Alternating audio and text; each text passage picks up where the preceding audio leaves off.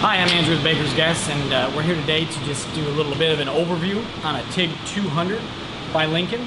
So the TIG 200 is a little compact TIG unit, 200 amp AC DC.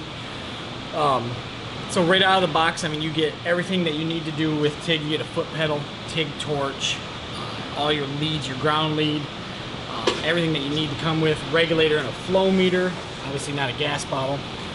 But let's flip this thing on. So the TIG 200 will do 110, 220. It has an adapter cord in the back, comes with both. You can see here you have the AC TIG function, DC TIG function, and the stick function. It'll do 110, 220. So on your 110 duty cycle, 125 amps, you get 25% on AC or DC TIG, and then on 220, you have a 200 amp at 25% duty cycle. So you get a little bit more amperage output, still a 25% duty cycle on that, which means 2.5 minutes out of a 10-minute period of welding. Now, this machine kind of fits the marketplace, so if you're looking for, if you have a MIG welder and you want to do some TIG welding and you want to jump into some aluminum TIG, this machine is probably for you. I've welded with these quite a bit. Very nice arc.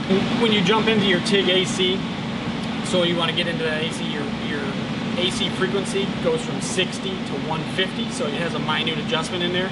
Your balance goes 60 to 90, so that's your electrode positive, the negative balance. And then on your pulses per second for DC TIG, you can go 0.1 to 20 pulses per second. So it's got a little bit of functionality with it. Great little machine for the size. It's a great little package.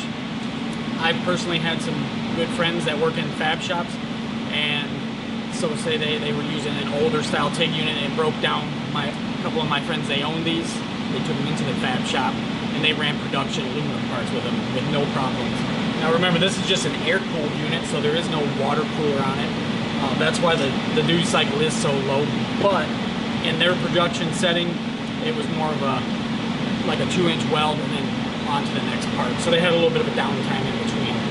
But all in all, the machine, like I said, DC TIG, AC TIG, and stick. So if you have a MIG welder and you're a home hobbyist or in your garage or even light fabrication and you want to jump into TIG, the 200 is probably a good machine to take a look at. So thanks for watching my video. Stay tuned for more, and subscribe, leave comments below if you want to see some more stuff. We'll be sure to accommodate it. Thank you.